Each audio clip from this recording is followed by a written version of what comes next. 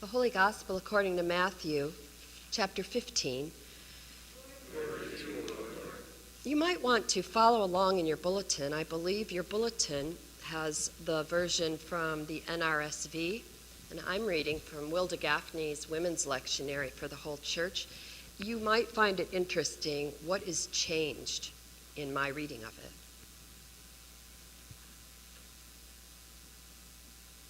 After Jesus had left Tyre and Sidon, he went by the Sea of Galilee, and he went up the mountain, sitting down there. Great crowds came to him, bringing with them disabled, blind, and mute people, and people missing body parts, along with many others. Then they put them at his feet, and he healed them, so that the crowd was amazed when they saw mute people speaking, people missing body parts made whole, disabled people walking, and blind people seeing. And they praised the God of Israel. Then Jesus called his disciples to him and said, I have compassion for the crowd, because they have stayed with me for 3 days now and have nothing to eat, and I do not want to send them away hungry, for they might collapse on the road. The disciples said to him, Where are we to get so much bread in the desert as to feed so great a crowd?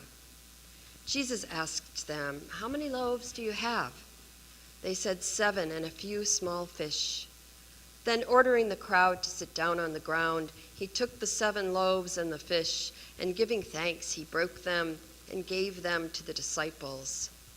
The disciples gave them to the crowds, and all of them ate and were filled, and they took up the abundance of fragments, 7 baskets full. Those who ate were women and children, besides 4,000 men. Then, sending away the crowds, he got into the boat and went to the region of Magadan. This is the gospel of the Lord. Praise to you, O Christ.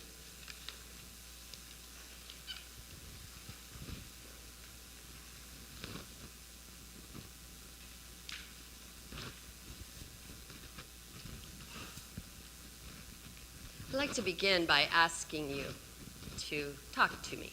What did you notice that was different in your bulletin, which is from the New Revised Standard Version of the Bible, considered the most accurate translation to date up till a few years ago? And I read Gafney's version, which we've been using since November. Did anyone notice anything? Eileen. People missing body parts. Right. Let me ask you this. Was it difficult to hear me say that aloud? People missing body parts. Is that at all hard? No. No. Yeah, it's a little bit, we're not used to hearing it that way, right? Helen, did you raise your hand?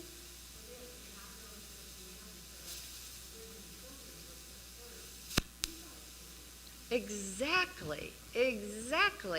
Many pastors over the years, and I'm one of them, have always preached it from the New Revised Standard Version, which says there were 4,000 men besides the women and children.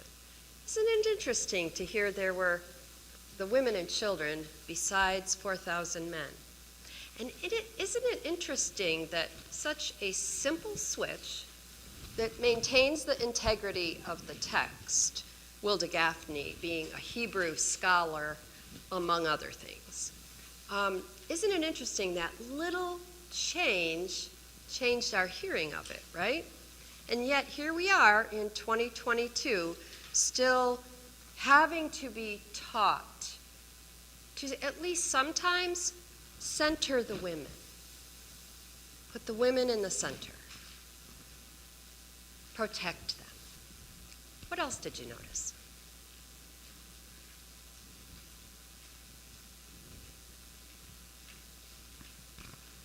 Yes. Oh.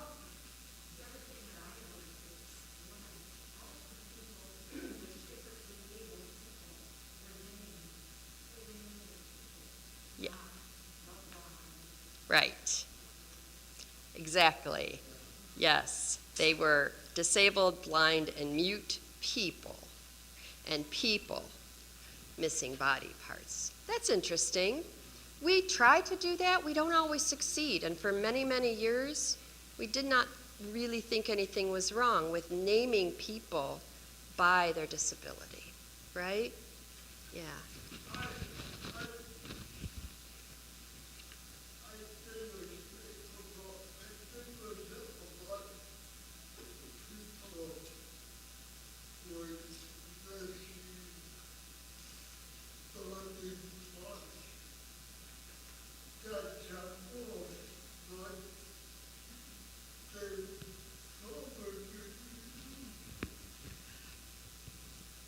People were, did you get, oh yes.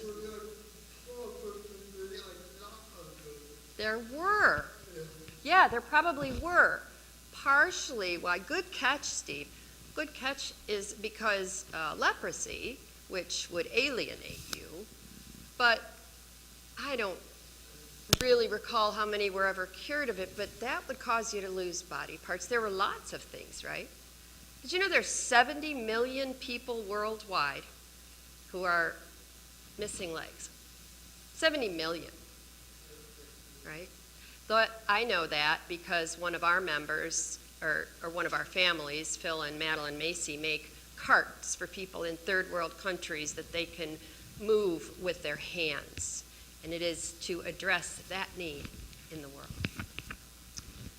All right. I would like to read to you now, it's about a half a page from Wilda Gafney. These are her thoughts about the scripture. And I don't know, I read it over many times, and I just don't know that I can improve on them in any way. So I'm going to read it slowly, and I'd like you to take in her thoughts. God provides, she writes. God provides the child for which Hannah longs, a common biblical trope with little correlation in the scripture reading world, making this a difficult text to receive as exemplar. And so we think of all those women who have troubles conceiving and the medical advances like in vitro fertilization, and still with many tries, how hard it is for them to conceive, and how overjoyed they are. For them, hearing this scripture might be painful. That's what she's saying. In the psalm that reads as though Hannah penned it herself, God provides emotional support and relief for the oppressed, including oppressive interpersonal dynamics, a reminder that not all violence and conflict is physical. In Acts 2, the community that walks the way of Jesus provides for the needy in their midst, following the example of Jesus in today's gospel. The healings in today's gospel immediately follow the healing of a Canaanite woman or girl at her mother's request. Word has gotten out. Has she become an evangelist in the space between two verses? Jesus has traveled back from the shore to an unidentified mountain near the Sea of Galilee. The sea was about 20 miles away as the crow flies. While they are in Galilee, there is no telling from whence the people have come. Jesus sits as though for teaching, yet is unclear whether that was his initial purpose. They were there for 3 days, verse 32, with no mention of teaching at all.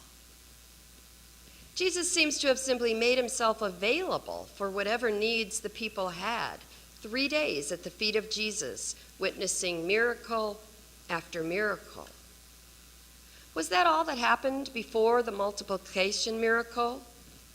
Did people visit with Jesus? Did he walk among them, touching, blessing, encouraging, or even playing with the children?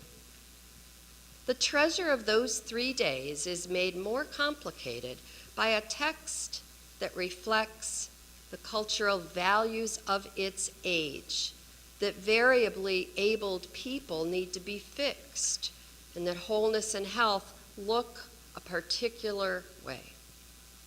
As in the previous story, the disciples fall significantly short of being pastoral. They are not yet shepherds. They do not see the need, and when made aware of it, focus on their limitations and finite resources. There is no little boy and his lunch in this version. The meager resources are either their own or they have collected them, perhaps from mothers or wives or erased female disciples who packed a lunch. Who packed a lunch? The phrase, "you better pack a lunch," has lots of meanings, most of them unfit for this holy sanctuary. But the one that I thought of when I read this story Monday was, it's something we say when we are competing with someone. If you're playing a video game with someone and they are, what do we call it, trash talking you, that they are going to win, you could say, "you better pack a lunch," meaning I have more power than you. It's a term that people use in competition to try to intimidate the opponent and flex their own power. That's what it is for most people when they use it. And that kind of made me think about lots of things that are happening in our world today. Clearly, this was a rough week in the United States of America. The Supreme Court decision overturning Roe versus Wade is significant. I think about families who have daughters, especially daughters in the high school, college, early adulthood ages. And I imagined in a meditation that this must cut deep into their hearts. For the rest of us who don't have daughters, it cuts wide, because we also understand the implications for younger women of childbearing age, but we also understand what this means for those seeking in vitro fertilization, and for those who of no fault of their own miscarry, and for those who for no fault of their own need an abortion. God is about providing. God is about giving to people what they need according to what each individual says they need, right? And that's why Wilda Gafney rightly wrote that at the time there was this narrow view that the people who came who could not see or hear or walk needed to be healed before they would be whole. Today, more and more people with a wide variety of disabilities, including mental challenges, are telling us, "I don't need to be cured of this. I need you to work with me. I need to be able to tell you that this is a challenge for me and for you to hear that." Too often we think we just need to fix it. We got to fix this, we got to fix this, we got to fix this, we got to fix. I'm here to tell you, if you feel exhausted, it could be linked to our need to try to fix everything, right? It is important that we ask the person, "What do you need?" And then we need to listen to ourselves, our innermost selves. How willing are we to make accommodations for that person? Some teachers would say, "I have done my best, but we are woefully understaffed, and I have IEPs that all of these students need all of these things, and I don't have enough adults helping me." We need to hear that. There's families who say, "I have to work. I cannot homeschool this child. And it's not just because I have to work. I can't homeschool this child," right? And we need to listen to them. I've observed in this society today, with all the division that is happening, it seems to be getting worse because people are taking risks to step out and say what they need, but others are not particularly receptive to hearing it. And so I remind you that when someone tells you what you need, what they need, the only thing you really need to do in that moment is hear it. The only thing you really need to do is listen. That's the first part of what we might call hearing. It's letting them know that you are welcome in this community. I will try to be mindful of that. You might have to remind me, maybe farther down the road we can think of accommodations. Do you have any ideas? Right? That is real community that hangs out for 3 days on a hill with Jesus, a couple fish, 7 loaves of bread. That is part of the miracle. Can we live in community with one another and not be off-put or ignore what individuals tell us that they need? There was a movie that won, did it win Best Picture? It won Academy Awards. We watched it that week. And it was called The Sound of Metal. Did anyone see it? The Sound of Metal? Whew, I highly recommend it.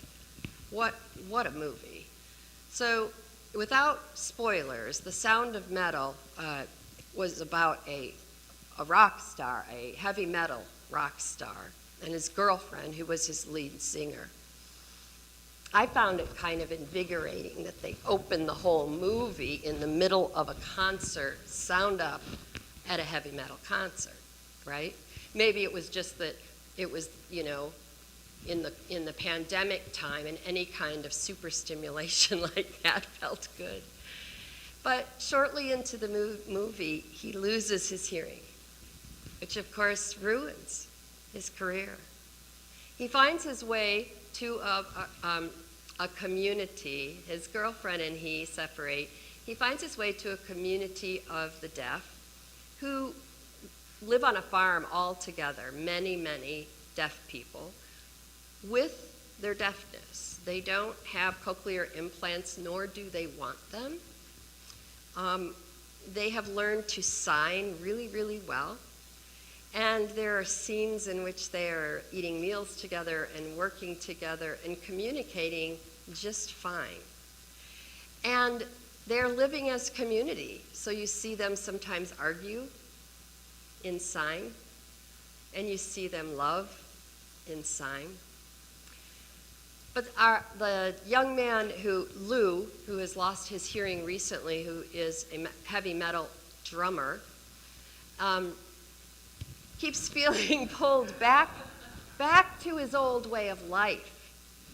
And so I believe he gets the cochlear implant. Did you see it? And that's what he gets, right? He gets the cochlear implant so that he can hear. But after being in silence and living in this community, after he has been working side by side with up-and-coming male teenagers who are also deaf, who perhaps he saw himself in them.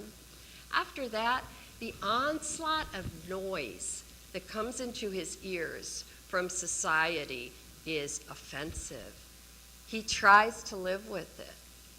I don't want to ruin the end of the movie, but I do want to quote from a conversation he has from the one who runs this farm and this community of deaf people, the one in charge, as it were. And this one, it is Lou is the one in charge, and Reuben is the drummer. Reuben is the drummer. And Lou says to Reuben at one point, "I did not always have good feelings for you, Reuben, all these years." And Reuben signs to Lou. "It's okay, Lou. It's okay. You saved my life. You made it beautiful."